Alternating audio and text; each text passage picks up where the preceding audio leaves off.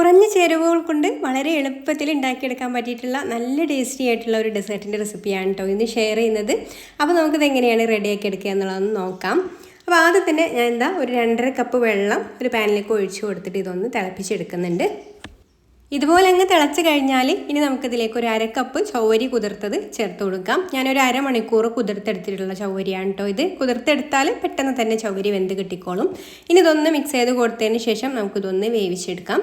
ചൗവരി ഒന്ന് സോഫ്റ്റ് ആയിട്ട് വന്നാൽ മതി കേട്ടോ. അപ്പോൾ നമുക്ക് കുറച്ച് കഴിഞ്ഞിട്ട് ഇതെല്ലാം ഇങ്ങനെ മുകളിലേക്ക് പൊങ്ങി വരും ഇത് വെന്ത് വരുന്ന സമയത്ത്. അപ്പോൾ ഇതുപോലെ വന്നു കഴിഞ്ഞാൽ പിന്നെ നമുക്ക് എടുത്തിട്ട് ഒന്ന് സോഫ്റ്റ് ആയിട്ടുണ്ടോ എന്ന് ചെക്ക് ചെയ്ത് നോക്കിയതിന് ശേഷം ഫ്ലെയിം ഓഫ് ആക്കിയിട്ട് നമുക്കിതിലുള്ള വെള്ളമൊക്കെ ഒന്ന് ഊറ്റി കളയണം. ഇതുപോലെ ഒരു അരിപ്പയിൽ ഊറ്റി വെച്ചിട്ട് അതിൻ്റെ മുകളിൽ പിന്നെ കുറച്ച് വെള്ളം കൂടെ തണുത്ത വെള്ളം കൂടെ ഒഴിച്ചു കൊടുക്കുക കേട്ടോ. അതിൻ്റെ ആ ഒരു അധികമുള്ള സ്റ്റാർച്ചൊക്കെ ഒന്ന് പോകാൻ വേണ്ടിയിട്ടാണ്.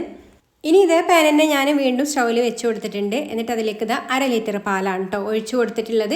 ഇനി നമുക്കിതൊന്ന് ഇളക്കി ഒന്ന് തിളപ്പിച്ചെടുക്കണം. അപ്പോൾ പാല് നന്നായിട്ട് ഇതുപോലെ തിളച്ച് വന്നിട്ടുണ്ട്.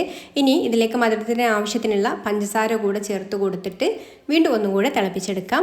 ഒരു 3-4 പ്രാവശ്യം നന്നായിട്ട് തിളച്ച് പൊങ്ങി വന്ന് പാലൊന്ന് ചെറുതായിട്ട് വറ്റി വരണം കേട്ടോ. പാലൊന്ന് ചെറുതായിട്ട് കുറുകി വരണം.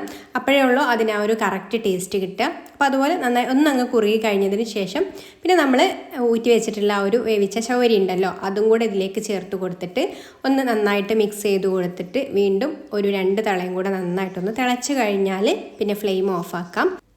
ഇനി ഇതിലേക്ക് ഫ്ലേവറിനായിട്ട് ഒരു 1/2 ടീസ്പൂൺ ഏലക്കാപ്പൊടി കൂടെ ചേർത്ത് കൊടുക്കുന്നത് മിക്സ് ചെയ്ത് കൊടുക്കുന്നുണ്ട്.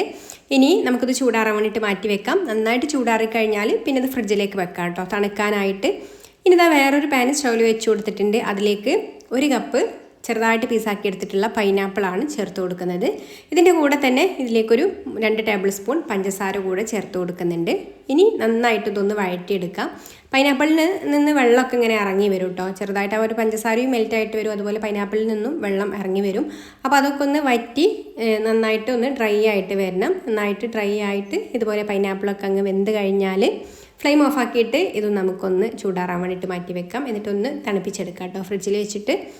ഇപ്പോൾ നമ്മുടെ ചവരിയും പാലും ചേർത്തിട്ടുള്ള ആ ഒരു മിക്സ് നന്നായിട്ട് തണുത്ത് വന്നിട്ടുണ്ട്. ഇനി നമുക്കിതിലേക്ക് തണുപ്പിച്ചെടുത്തിട്ടുള്ള പൈനാപ്പിൾ കൂടെ ചേർത്ത് കൊടുത്തിട്ട് മിക്സ് ചെയ്ത് കൊടുക്കാം. അപ്പോൾ ഇത്രയേ ഉള്ളൂ നമ്മുടെ അടിപൊളിയായിട്ടുള്ള പൈനാപ്പിൾ സാഗോ ഡെസേർട്ട് റെഡി ആയിട്ടുണ്ട്. ഇനി നല്ല തണുപ്പോട് കൂടിയിട്ട് തന്നെ ഇത് സെർവ് ചെയ്യാം. അടിപൊളി ടേസ്റ്റാണ് കേട്ടോ. ഒന്ന് ട്രൈ ചെയ്ത് നോക്കിക്കോളൂ.